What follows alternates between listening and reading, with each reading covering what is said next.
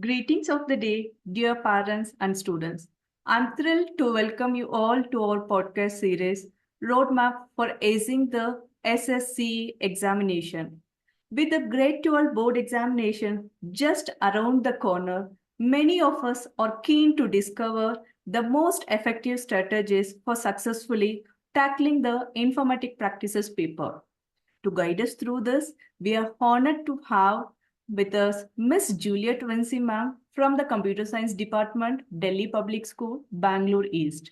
With over a decade of experience as a dedicated computer science educator, she has been an inspiring mentor helping students to build a strong conceptual foundation, shortening their problem solving skills, and implement effective exam strategies.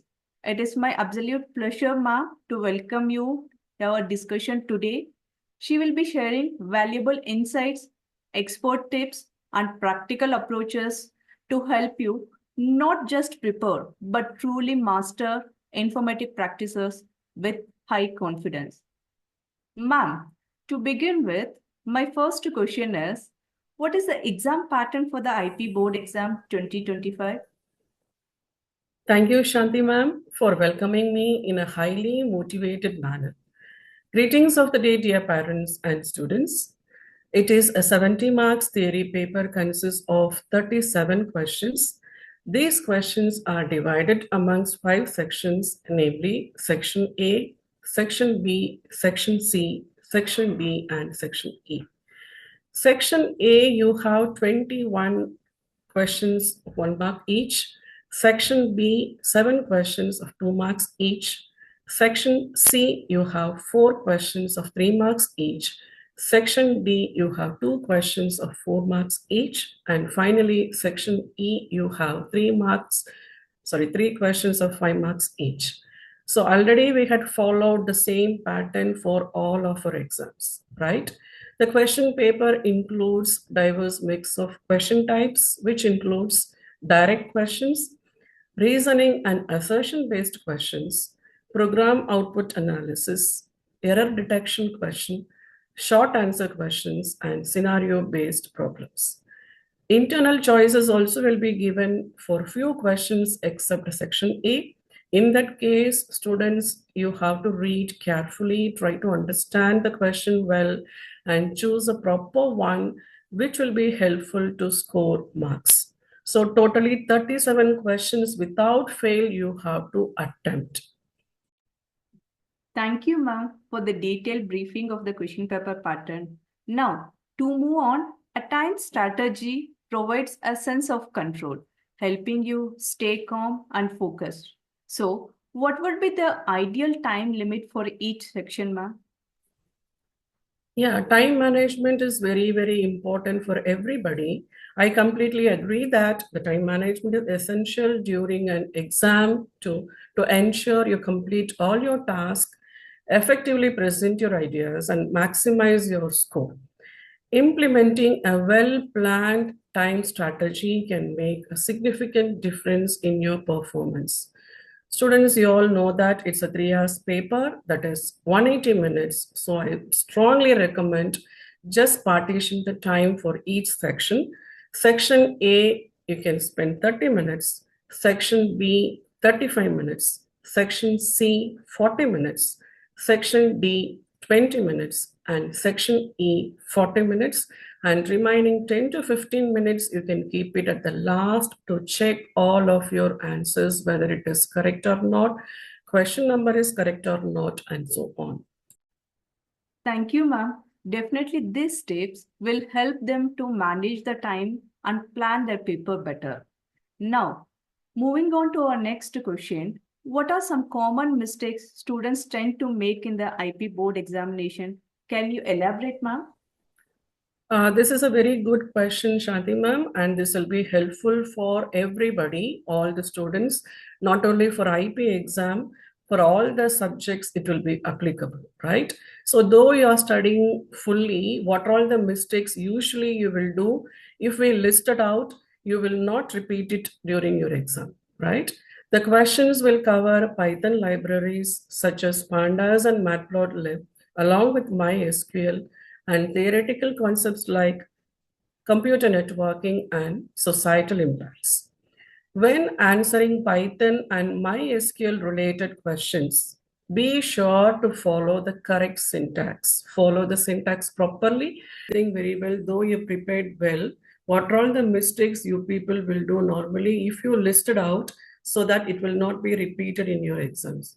So the questions will cover Python libraries such as Pandas and Matplotlib, along with MySQL and theoretical concepts like computer networking and societal impacts.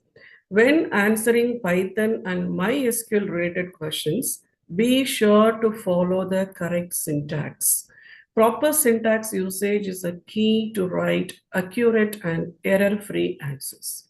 Remember, students, you all know that Python is case sensitive, so pay close attention to capitalization when creating series or data frames.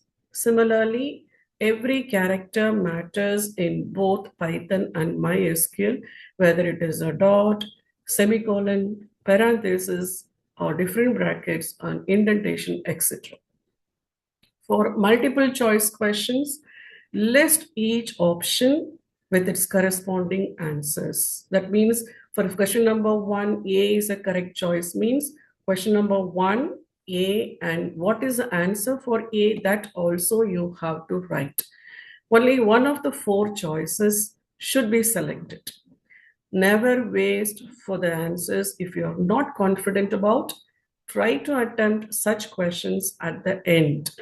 Even if you're not sure about the answer, then whatever is related to that, you can write along with the proper example. For theory questions, explain the concept with an example and present the statements in a point by point format. Also, underline the key points in your answer sheet. For finding the error questions, write the fully corrected code first and then underline the modified statements. For Python programs, ensure the correct modules are properly imported. For MySQL, ensure that we have the data type called char, varchar, and date. So this type content is accepted within a pair of single quotes or double quotes. And write the MySQL commands consistently in either lowercase or uppercase letters. For networking questions, illustrate the cable layout with a proper neat diagram connecting the specified locations. And you used to have the output based questions also. In that case, in Python Pandas and MySQL, display the corresponding data with the appropriate headings. In Matplotlib, sometimes the questions will be given in terms of a program with the filling the blanks. Sometimes graph will be given. Analyze the given graph and select the correct function whichever will be suited for the data, ensuring proper label for x-axis, y-axis, and the graph title also. Hope these informations will be useful. Kindly follow all the guidelines which will be helpful for you students. Thank you, ma'am, for outlining these crucial steps. Definitely, this is going to help them to perform better in their IP exam. Your guidance will certainly help students avoid common mistakes and secure good grades in their board exam. We all know guidelines play a crucial role during exam, especially in writing-based assessment. My last and very important question is, what are the essential guidelines that students should follow to write their exam effectively, ma'am?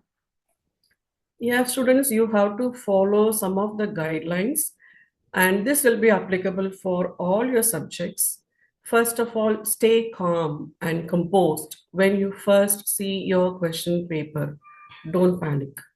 Utilize the 15 minutes of reading time properly. Carefully read each question to fully understand what is being asked. Identify the easy and high scoring questions to answer first. Attempt all the questions. This is very, very important. No need to skip any questions. If given a choice, select the question where you feel most confident about scoring higher marks and manage your time wisely. Don't spend too long on a single question. Move on and return it later if needed, and reserve 10 to 15 minutes at the end for rechecking your answers. Write clearly, concisely, and legibly, ensuring your answers are relevant to the questions. Clearly indicate the correct question number and sub-question number for each response as per the question paper. This is very, very important. Which question you are going to write the answer, please write the proper question number. Few questions you have the sub questions also, and put the sub question number clearly. No need to overwrite the question number. If you feel that the question number is wrong, just strike it and write the question number correctly. So hope this will be useful for you students. Thank you, ma'am, for sharing such valuable guidelines. Your insights on time management, clarity, and strategic answering will surely help students approach their board exams with confidence and perform their best. The information provided will undoubtedly enhance students' understanding, helping them attempt the paper with caution and confidence. All the best, dear students. All the best, my dear students. Be bold and be strong.